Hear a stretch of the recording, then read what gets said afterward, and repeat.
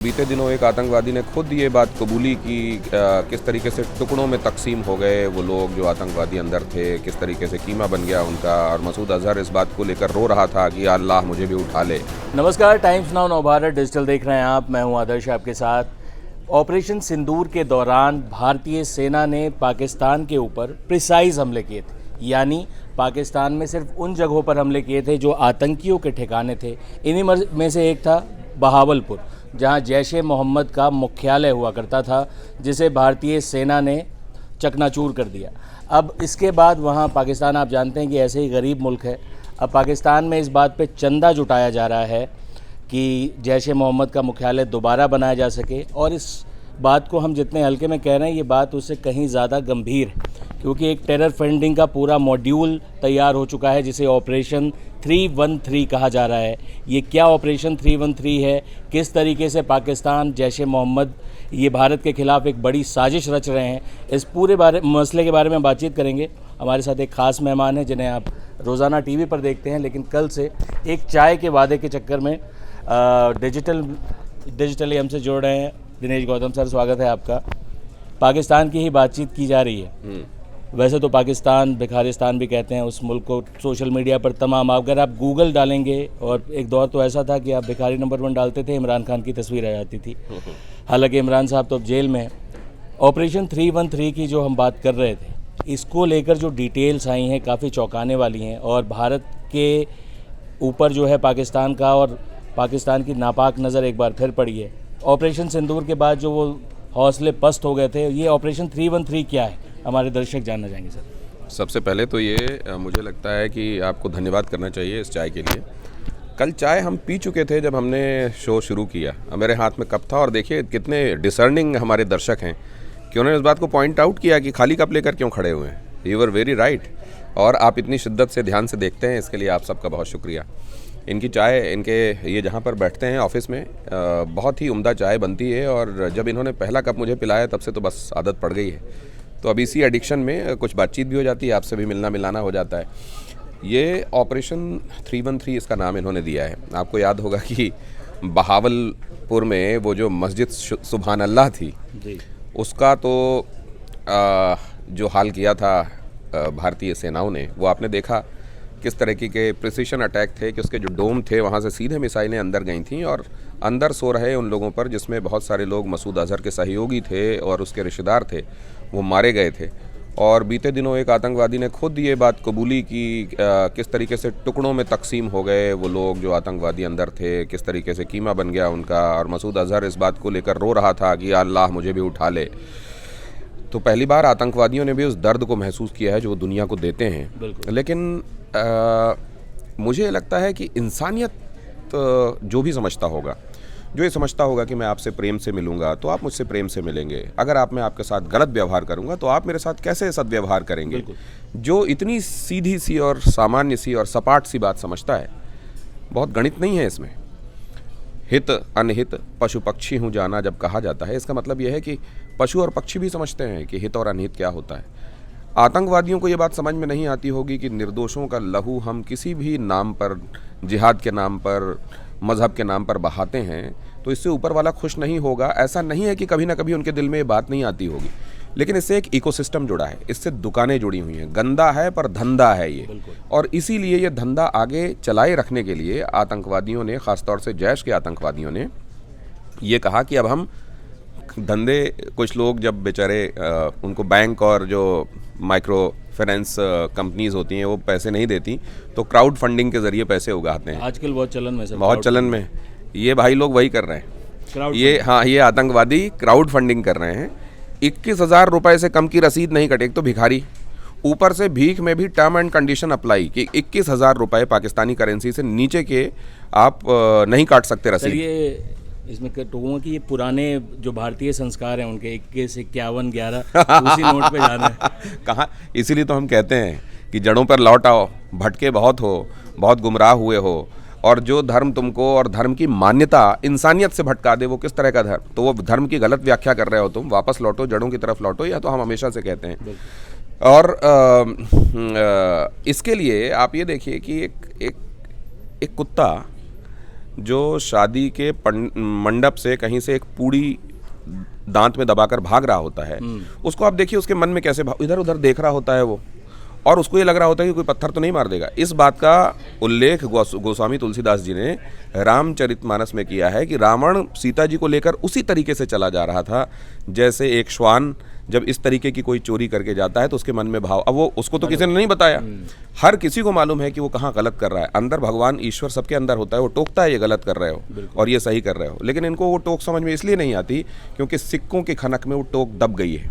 अब ये पैसे इकट्ठे कर रहे हैं क्राउड फंडिंग के जरिए। सिर्फ पाकिस्तान में तो इन्होंने ये कर ही दिया कि 21,000 रुपये दो, इस तरीके से हम 4,000 मिलियन रुपए, अब ये इसको अगर आप करेंगे तो ये अरबों रुपया हो जाता है, जिसके ज़रिए ये 313 मदरसे और करीब 150 ट्रेनिंग सेंटर बनाना चाहते हैं, और उनमें से इस तरीके के हाईटेक, इनके मुताबिक हाईटेक ट्रेनिंग सेंटर ये सब अलोंग द LOC होंगे जहां पर ये बनाना चाहते हैं। तो बहुत अच्छा है ये जो बना रहे हैं, बढ़िया है, भारत के लिए टारगेट प्रैक्टिस के काम आएंगे। करीबी बना रहे हैं आप तो और भी अच्छा रहेगा, लेकिन इससे इनकी मंशा साफ़ हो जाती है। इसके लिए सऊदी से, मिडिल ईस्ट में कुछ और कंट्रीज़ हैं, मलेशिया से, इनसे पैसे भी ले रहे हैं ये कि आप भी हमको मदद करो।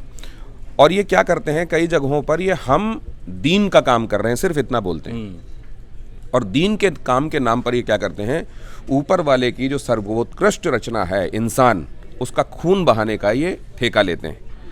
ये शायद अशरफुल मखलूक कहलाते हैं वो लोग, इंसान को ऊपर वाले की सर्वोत्कृष्ट रचनाओं में एक माना जाता है। बिल्कुल, उसका खून, उसी की बनाई रचना ये दीन के नाम पर पैसा लेकर करती है, और इसीलिए ये ऑपरेशन 313 अब चला रहे हैं, जिसके ज़रिए एक बार फिर से आतंकी ये रिक्रूट करेंगे, उनको ट्रेनिंग देंगे, मज़हब के नाम पर उनको बरगलाएंगे, और हिंदुस्तान के खिलाफ जो एंटी इंडिया सेंटिमेंट जिस पर ये पनपते हैं, जिस पर इनका धंधा चलता है, पूरा इकोसिस्टम है। देखिए इसमें पैसे एक जगह से दूसरे जगह जाते हैं, इन्होंने एक इकॉनमी बना ली है अपनी इस तरह की, और इसीलिए अंदर से इनके कभी आवाज़ भी आती होगी कि क्या ये जायज़ है लोगों का, निर्दोषों का खून बहाना, लेकिन अनसुना करते हैं ये, क्योंकि इनको पैसे मिलते हैं। तो वो पैसे मिल रहे हैं, और आप देखिए ना मरकज़ सुभान अल्लाह में कितने सारे लोग, इसका पूरा रिश्तेदार, पूरे के पूरे परिवार वाले सारे पड़े हुए थे, सारों को इसने जोड़ा हुआ था। ये क्यों आते हैं वहाँ, वो खानदान क्यों, खाना मिलता है ना, इसलिए खानदान वहाँ पड़ा रहता है।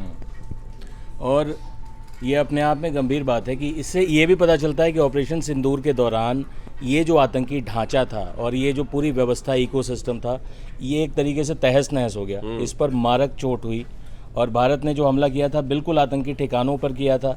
अब ये वापस उठकर खड़े होने की कोशिश कर रहे हैं, लेकिन FATF हो, फाइनेंशियल एक्शन टास्क फोर्स हो, उसकी भी नज़र है इस पर, जो अंतर्राष्ट्रीय तौर पर इन चीज़ों पर नज़र रखता है कि टेरर फंडिंग तो नहीं हो रही, किसी पैसे से किसी देश के खिलाफ साजिश तो नहीं रची जा रही है।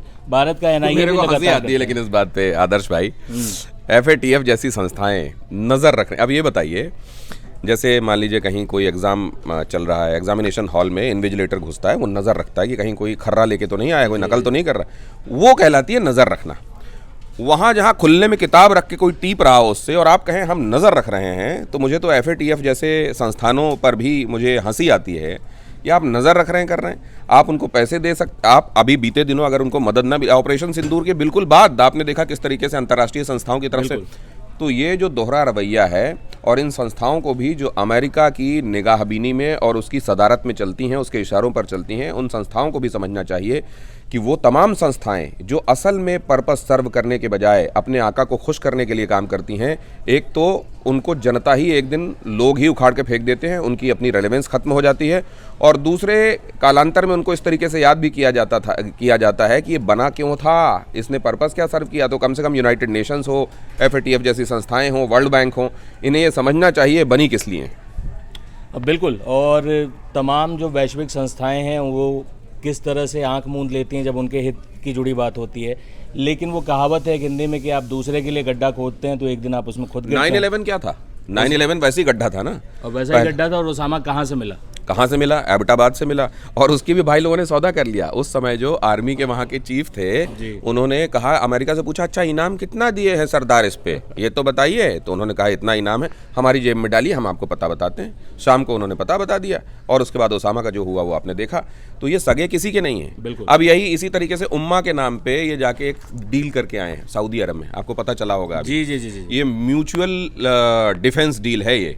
अब ये ईरान एक चीज़ मैं इसी पे टॉपिक पे आना चाह रहा था। जी। सोशल मीडिया में देख रहा हूँ, और अगर आप एक्स पे जाएंगे और उसमें लोकेशन चेंज करेंगे पाकिस्तान, तो पाकिस्तान में क्या ट्रेंड हो रहा है ये भी दिख जाएगा आपको। वहाँ तो पाकिस्तानी सोशल मीडिया में ऐसी बातचीत हो रही है कि अब पाकिस्तान जो है वो सऊदी अरब और पाकिस्तान एक साथ आ गए हैं और भारत और तमाम मुल्कों की हम छुट्टी कर देंगे। ये जो डील है, इस तरह की डील पहले भी हो चुकी है जो आपने बताया भी। इस डील के बारे में सर क्या जनता जो है हमारी देखिए, जो मुस्लिम राष्ट्र हैं तमाम, जो इस्लाम के आधार पर बने हुए देश हैं, आप जानते हैं कि इनको ऑर्गेनाइजेशन ऑफ जो इस्लामिक कंट्रीज़ हैं, बिल्कुल बीते दिनों ये एक, आप जानते हैं 9 तारीख को जो ये अल हया को टारगेट करने के लिए, जो कि हमास का इस समय का चीफ है, इजराइल ने हमला किया कतर में एक इमारत पर। अल हया तो बच गया, लेकिन 6 आतंकवादी हमास से जुड़े हुए मारे गए। अब इन लोगों को चिंता ये हुई कि यार हम तो यहाँ मीडिएशन कराने के लिए जुटे थे, और यहाँ पे बताओ इस तरीके से इजराइल ने मार दिया, तो ये किसी के भी घर में घुस के अगर इजराइल मारेगा तो हमारा होगा क्या। अभी तक ये क्या सोचते थे कि अमेरिका हमको महफूज रखेगा, इजराइल के भी प्रकोप से अमेरिका हमको महफूज रखेगा, ये सोचते थे। उस दिन के बाद इनका थोड़ा मोह भंग हुआ। इनको लगा कि यार अमेरिका अगर समझाएगा भी तो इजराइल हो सकता है अगर अपनी जिद पे अड़ गया तो किसी भी देश में घुस के अगर वहाँ उसके आतंकवादी छिपे होंगे तो उसको ठोक देगा। अब इस चिंता की वजह से पहले आपने देखा कि ये जो पाकिस्तान है उनको बरगलाने भटकाने के लिए पहले वहाँ पहुँचा कि नेटो जैसा एक संगठन बना लो, किसी भी इस्लामिक मुल्क पर हमला, सब पे हमला माना जाएगा। तो वो वाली दाल तो नहीं गली, लेकिन ये सऊदी अरब के साथ, और ये अचानक नहीं हुआ है। कई लोग समझ रहे हैं कि शायद ये मई में ऑपरेशन के बाद, भारत का जो ऑपरेशन था ऑपरेशन सिंदूर, उसके बाद हुआ है या कोई तात्कालिक कारण है, ऐसा नहीं है। 8-9 सालों से सऊदी अरब इस बात को महसूस कर रहा था कि पाकिस्तान के पास परमाणु अस्त्र हैं।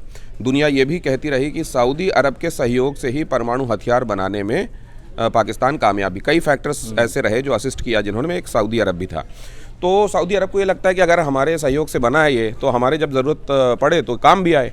इसलिए असल में उसने शहबाज शरीफ को बुला के साइन करा लिया है। ये MADD कहलाता है, ये डिफेंस डील है, म्यूचुअल डिफेंस डील। इसको लेके साइन तो करा लिया है, लेकिन अगर ये पाकिस्तान ये सोच रहा है कि भारत किसी समय अगर उसको ठोकेगा तो वो आके बचा लेगा, ऐसा नहीं होने वाला। क्योंकि यहाँ आम लोगों की ज़ुबान में जो ये बात गई है, ये लेमैन भाषा में, तो वो ये आया है कि अब अगर पाकिस्तान पर हमला किया किसी ने तो ये सऊदी अरब पे हमला माना जाएगा और सऊदी अरब बदला लेने के लिए उतर आएगा। ऐसे ही सऊदी अरब पे किसी ने हमला किया तो पाकिस्तान इसे अपने ऊपर हमला मानेगा, और वो तो क्या ऐसी स्थिति होती है कि भारत और पाकिस्तान जंग जैसे हालात में पहुंचते हैं। सऊदी अरब से भी हमारे इतने अच्छे संबंध हैं, तो क्या अगर भारत और पाकिस्तान के बीच युद्ध होता है तो सऊदी अरब उसमें इंटरवीन करेगा? एक लेमैन के जहन में यही सवाल है। MBS के साथ, मोहम्मद बिन सलमान के साथ भारत के प्रधानमंत्री के कैसे रिश्ते हैं वो कई बार दुनिया ने देखे। सर्वोच्च सम्मान भी उन्होंने भारत के प्रधानमंत्री को दिया है, सर्वोच्च नागरिक सम्मान। जी। ऐसे में ये सोचना, देखिए मेरे पास परमाणु हथियार हैं, आपके पास नहीं है। अभी कतर को मारा है, मिडिल ईस्ट में जो मुस्लिम कंट्रीज़ हैं उनको ये लग रहा है कि आने वाले दिनों में इजराइल हम पे में किसी के हमला ना करे। तो इसमें ये बताइए किसको किसकी ज़रूरत ज़्यादा है? परमाणु हथियार वाले की ज़्यादा ज़रूरत सऊदी अरब को है, या सऊदी अरब की ज़्यादा ज़रूरत परमाणु हथियार वाले को है? सऊदी अरब को परमाणु हथियार वाले की क्वेश्चन चाहिए। हाँ, वो उससे काम लेगा, वो उसकी उपयोगिता को अपने लिए इस्तेमाल करेगा, लेकिन उसकी जब ज़रूरत पड़ेगी तो क्यों आके नहीं खड़े होगा? इसका एक दृष्टांत ये दिया जा सकता है कि सीटो और सेंटो के बारे में आपने सुना होगा जी, जिसको सेंट्रल ऑर्गेनाइजेशन ट्रीटी भी कहते हैं, और सीटो जो साउथ ईस्ट एशियन ट्रीटी थी। ये सीटो और सेंटो वाली जो ट्रीटी थी, उस समय USSR का जब प्रभुत्व बढ़ रहा था, अमेरिका ने उसको कर्ब करने के लिए किया था। लेकिन उसका बहुत तात्पर्य ये भी लगाया जाता था कि अगर पाकिस्तान पे कभी भारत हमला करेगा तो अमेरिका भी बचाने के लिए सामने आएगा। आपने देखा उसके बाद 65 का वॉर हुआ था, 71 का वॉर हुआ था, 79 में ट्रीटी हट गई थी। लेकिन उसके पहले ऐसा होना चाहिए था ना कि अमेरिका फिर आए और कहे कि आप क्यों हमला कर रहे हो। आपने देखा क्या? और ऐसा सेम करार था। अच्छा, दूसरे पूरी दुनिया में एक होता है आपकी क्रेडिबिलिटी। मान लीजिए आप एक शरीफ आदमी के तौर पे जाने जाते हैं, माना जाता है कि भाई आप सबसे शरीफ व्यक्ति हैं, कभी आपके साथ कुछ गलत हुआ मैं आपके साथ आके खड़ा हो जाऊंगा, भाई इसके साथ क्यों बताइए आपने ऐसा किया। आप एक नंबर के गिरहकट हों, चोर हों, डाकू हों, आतंकवादी हों, उसके बाद आप कभी पेले जाएं, सॉरी माफ़ कीजिएगा, ठोके जाएं, सॉरी माफ़ कीजिएगा, आपको कभी मारा जाए, उस पर आके आप ये सोचें कि मैं हाँ चल सकता है। इसीलिए मैंने थोड़ा सा उतना दिया भी है और उसको वापस लिया भी है। जैसे सऊदी अरब ने ये ट्रीटी पे साइन किया भी है। और बाय द वे मैं बता दूं आपको, ये औपचारिक संधि नहीं है, औपचारिक संधि नहीं है। नहीं है। ये अमेरिका के एक राजदूत हैं जो असल में अफगानिस्तान में और ईरान में पोस्टेड रह चुके हैं। जलमय कुछ नाम है उनका। उन्होंने ये बात कही है कि ये औपचारिक संधि नहीं है। औपचारिक संधि नहीं है तो ये क्या है, करार किस चीज़ के हुए हैं, दस्तखत क्या हुआ है, ये वो जाने। कई चीज़ें ऐसी होती हैं जो हाथी के दांत होते हैं, दिखाने के लिए होते हैं। उसका केवल ये होता है कि अगर इससे हमको किसी भी तरीके से डेटरेंस हासिल हो जाए कि हमारे जो दुश्मन हैं वो सोचें कि नहीं नहीं इसके पास तो ये भी है, अंदर रखे हुए है, तो वक्त पे निकाल सकता है। खाली बंदूक आपने फिल्मों में देखी है ना, बंदूक में गोली नहीं रहती, लेकिन मैं तुम्हें हाथ ऊपर कर दो वरना, देखा है ना आपने। तो हो सकता है कि ये इतना ही हो। यूपी पुलिस ने भी ठाए ठाए किया था। ठाए ठाए। तो ये इसके बियॉन्ड है या नहीं, लेकिन इतना आप ये मान सकते हैं कि given the credibility, given the track record of Pakistan, given the history which we have seen कि अमेरिका ने जब ये किया था करार पाकिस्तान के साथ जो 79 में समाप्त हुआ था, बीच में जब उससे सवाल भी किए गए तो उसने कहा कि एक क्षेत्रीय मुद्दा है, ये लोकलाइज्ड है, ये ऐसा नहीं है कि जिन मुल्कों के बीच में करार है उन सब के ऊपर कोई थ्रेट दिखाई दे रही है, ऐसा नहीं है। तो असल में होता क्या है, देखिए इसमें यह समझा जाता है कि एक तरीके के नेचर के जो सारे देश हैं, जैसे यूरोप में नेटो के संदर्भ में, कि ये पूरा एक कॉन्ग्लोमेरेट है, एक मोनोलिथिक स्ट्रक्चर है। हालांकि मोनोलिथिक होता नहीं है कुछ भी, लेकिन यहाँ उम्मा के नाम पे कहा जा रहा है कि ये मोनोलिथिक रहेगा, ये रहेगा, हम इसके साथ खड़े हैं। लेकिन ये देखा जाता है कि ये टकराव दो देशों के बीच आपसी अदावत का है या वाकई इससे पूरे के पूरे ग्रुप पर कोई खतरा आ रहा है। ग्रुप पर खतरा आ रहा है तो कोई कदम उठाया जाता है। अगर ग्रुप पे खतरा नहीं आता तो भाई तुम खाना खाओगे बिल हम भरेंगे, ऐसा तो होता नहीं है, खाओ और भरो जाओ। ये बात जो है सर, ये अब आई समझ में मेरे, क्योंकि मैं इस मामले को लेकर जो पाकिस्तानी सोशल मीडिया था, वहाँ लोग ऐसे लहालोट हो रहे हैं कि जैसे जंग जीत ली हो भाइयों ने। वहाँ पे एक ट्रेनिंग होती है पाकिस्तान की भी कि 100 जूते खाओ लेकिन तमाशा झुक के देखो। ये जूते खाओ लेकिन कहीं से ये होना उसके बाद तुरंत उड़ेगा, मज़ा आ गया, बल्ले बल्ले। ये वहाँ की ट्रेनिंग में शुमार होता है। वरना आप ये देखिए इतनी बुरी पिटाई खाने के बाद वहाँ पर आसिम मुनीर को कोई फील्ड मार्शल बना सकता था। तो ये वहाँ की फितरत में है कि हर वो चीज़ जो अपने खिलाफ जा रही हो उसको सेलिब्रेट करने लगो तो लगेगा ये कि यार ये खिलाफ था या इसके हक में था, ये सेलिब्रेट कर रहा है तब तो हक में होना चाहिए। ये बात है। ये वही एक फिल्म आई थी, हमने देखी थी। उस फिल्म में क्या होता कि एक पुराने दौर के राजघराने से ताल्लुक़ रखने वाले व्यक्ति थे जो बाद में बहुत गरीब हो गए, मुफलिसी आ गई उनको। लेकिन जब वो किसी क्लब में जाते थे तो वो पुराने ज़माने के जो अपने कोट वोट और ये वो पहन लेते थे ताकि लोगों को लगे कि जो है राजशाही कायम है। लेकिन असल में बेचारे जेब से फटीचर थे। पाकिस्तान की हालत कुछ ऐसी ही है। नहीं, अब ये बताइए कि किसी के घर में मातम होता है वो दुखी होता है ना। बिल्कुल। किसी के घर में खुशियाँ होती हैं, बुला के बैंड बजा के नाचता है। बिल्कुल। लेकिन मान लीजिए कि किसी के घर में मातम हुआ हो और वो बैंड बजा के खुशियाँ, तो लोग ये सोचेंगे ना यार इसके यहाँ मातम हुआ है, ये तो खुशियाँ मना रहे हैं। ऐसा ही कन्फ्यूजन क्रिएट करते हैं उस पार वाले। जितनी उनकी भद्दे पिटती है, जितनी बेइज्जती होती है, जितना उनको खाने पड़ते हैं बेभाव, उतनी वो खुशी मना कर नहीं हमको तो कोई फ़र्क नहीं, की फ़र्क पैंदा है ऐ तो साढ़े वास्ते सम्मान दी बात है, वो करते हैं वो। तो कुल जमा ये है कि ना उनकी रस्म नहीं है, ना ये रीत नहीं है। पाकिस्तान के बारे में जब आप बात करेंगे तो इस तरह की कुछ बातचीत सामने आएगी जिसका लॉजिक से, तर्क से कोई लेना देना नहीं होगा। आज मातम बहुत है उधर पाकिस्तान की तरफ। 25% जो टैरिफ 27 अगस्त को ही कहा था कि रशिया से तेल ले रहा है भारत तो टैरिफ लगाएंगे, प्यूनिटिव टैरिफ लगाएंगे। जुर्माने वो हट रहा है। वो जुर्माना जो है वो हट रहा है। तो अभी तो खुशियां भी नहीं मनाई थी उन्होंने ढंग से कि अमेरिका देखो एंटी होता जा रहा है भारत के। वो तो अभी बहुत ही प्यारा सा संदेश भेजा था ट्रंप ने मोदी जी को जन्मदिन पर भी। और ऐसा पिछले कुछ बयानों से लग भी रहा था कि ट्रंप को मालूम है, उनके ही देश में लोग कह रहे थे कि आप भारत जैसे दोस्त को खो देंगे। मेरा तो मन कर रहा है कि आज जरा उस पार वालों से, आपके वीडियो में कई कमेंट में देखता हूँ, वहाँ नाम देख के ही समझ में आ जाता है कि भाई ये क्या चाह रहा है। जी जी जी जी। तो उनके लिए भी थोड़ी चाय भिजवा दीजिए। आपके लिए चाय आएगी और चाय की गर्माहट महसूस करिए, क्योंकि मुल्क में, पाकिस्तान में काफ़ी ठंडक है। वहाँ की राजनीति आप देखिए कि पूर्व प्रधानमंत्री जेल में है, मुख्य न्यायाधीश कब पद से हटा दिए जाएं इसकी कोई गारंटी नहीं है। कहा भी जाता है कि दुनिया के तमाम मुल्कों के पास एक सेना है, पाकिस्तान इकलौती ऐसी जगह है जहाँ सेना के पास एक मुल्क है। तो पाकिस्तानी सेना के फील्ड मार्शल, तथाकथित फील्ड मार्शल मुनीर समझ में नहीं आएगा उनके, थोड़ा इसको सिंप्लीफाई कर दीजिए। बाकी देशों के पास सेना होती है तो दुख आने पर, कष्ट आने पर, चैलेंज आने पर वो सेना जो है आगे बढ़ती है और मुल्क की हिफाजत करती है। यहाँ सेना के पास मुल्क है तो सेना के लोगों को मर्सिडीज़ खरीदवाने के लिए, बड़े बड़े आलीशान महलों में रहने के लिए कटोरे से भीख मांग मांग के आवाम पैसा इकट्ठा करती है और वो एंटी इंडिया सेंटीमेंट बेचने वाले, कश्मीर को जुगलर वेन बताने वाले इन फौजियों को दे देती है। ये उसमें मौज काटते हैं और आवाम समझती है कि देखो इनकी वजह से हम महफूज हैं। ये केवल पाकिस्तान की आवाम का काटा जा रहा है। क्या काटा जा रहा है वो आप जानते हैं। और ये पाकिस्तान की आवाम भी समझ रही है, और वो दिन दूर नहीं जब इन आर्मी नेपो किड्स के खिलाफ पाकिस्तान में भी नेपाल जैसा कुछ हो तो आपको आश्चर्यचकित नहीं होना चाहिए, क्योंकि हालात तो उस तरफ इशारा कर ही रहे हैं। खैर, आज की चर्चा तो काफ़ी इंटेंस हो गई है सर, और लोग ये कहेंगे कि दिनेश सर आते हैं और हम पाकिस्तान पर जो है एकदम हमला बोल देते हैं, लेकिन हम क्या करें। अब पाकिस्तान रोज़ाना ऐसी हरकतें कर दे रहा है कि कोई ना कोई मुद्दा मिल ही जा रहा है। कल हम कोशिश करेंगे कि चाय में भी जो है फ्लेवर दूसरा हो और टॉपिक हम दूसरा लेकर आए, लेकिन ये डिपेंड करता है पाकिस्तान पे। अब ये पाकिस्तान पर निर्भर करता है। हाँ, वो पाकिस्तान अगर हमको फिर से मौका देगा तो फिर हम क्या करें, फिर से चाय पीनी पड़ेगी और फिर पाकिस्तान को प्रेम पत्र लिखना पड़ेगा। पाकिस्तान के जो नागरिक हैं उनको लेकर भी अफसोस होता है कि वो कैसे मुल्क में फंस गए हैं। उनके पूर्वजों ने एक गलत फैसला लिया और उनकी पूरी की पूरी पीढ़ी बर्बाद हो गई है। बहरहाल ये फेल्ड है, एक थ्योरी फेल्ड है। अब ये देखिए, इसलिए मेरा बोलने का दिल करता है कि भाई ऐसा था तो फिर आपको प्रॉस्परस हो जाना चाहिए था ना। आपने अलग मुल्क लिया, वहाँ पे प्रॉस्परस हो जाना चाहिए था आपको। आप अलग होकर प्रॉस्पेरिटी तो आपको हासिल हुई नहीं, बहुत बुरी स्थिति में है आप। खैबर पख्तूनवा देख लीजिए, बलूचिस्तान देख लीजिए, वहाँ क्या चल रहा है, हर तरफ आग लगी हुई है। गिलगिट बाल्टिस्तान जो आपने कब्जाया हुआ है उसमें भी हाल देख लीजिए आप।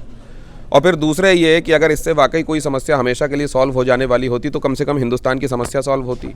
यहाँ उस दिन मैच में बुरी तरह पिटने के बाद कुछ सिरफिरे यहाँ पे हैं जो नारे लगा रहे थे, तो समस्या से यहाँ भी निजात नहीं मिली। कम से कम यहाँ मिल जाती है, आप ही की समस्या समाप्त हो जाती है हमेशा के लिए, वो भी नहीं हुआ। तो मतलब ये किसी चीज़ का सॉल्यूशन तो था नहीं, लेकिन आपने ज़मीन को तकसीम कर दिया, दिलों को बांट दिया, हमेशा की दुश्मनी भी बना ली। खैर, और जिस दिन बांग्लादेश आज़ाद हुआ उसी दिन इतिहास की किताबों में मोटे मोटे अक्षरों में बोल्ड लेटर में ये लिख दिया गया कि 2 नेशन थ्योरी एक झूठ थी, एक साजिश थी, और 2 नेशन थ्योरी जैसी कोई चीज़ थी नहीं। क्यों? वरना फिर बांग्लादेश नहीं बनता या पाकिस्तान की ये हालत नहीं होती। खैर, ये बात अब मुझे लगता है पाकिस्तान की आवाम खुद समझती है और वहाँ के हुक्मरानों के खिलाफ उसे ही खड़ा होना पड़ेगा। हम लोग इस पार से पाकिस्तानी आवाम के प्रति हमारी सहानुभूति है, क्योंकि वो ऐसे नेताओं और फौजियों के बीच घिर गए हैं सर कि वो उनके अपने ही जो हैं वही उनको सबसे ज़्यादा नुकसान पहुँचा रहे हैं। बहुत बुरी।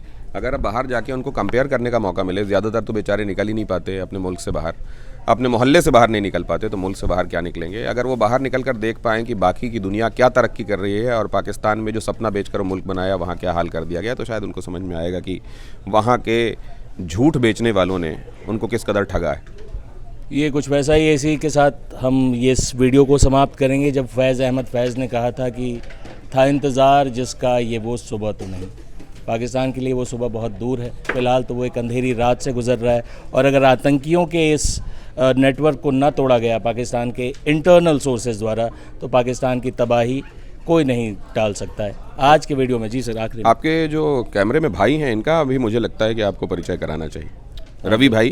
रवि भाई पिछले काफ़ी देर से कैमरे की ड्यूटी संभाल रहे हैं, और रवि भाई कह रहे हैं कि और स्टैंड नहीं लगा हुआ है इसमें, स्टैंड नहीं लगा। अपने हाथ को देखिए, शेक नहीं कर रहा होगा वीडियो। यही एक अच्छे कैमरामैन की पहचान होती है कि उन्होंने फ्रेम को एकदम स्टेबलाइज करके रखा हुआ है, जैसे किसी ट्राइपॉड में कैमरा फिक्स।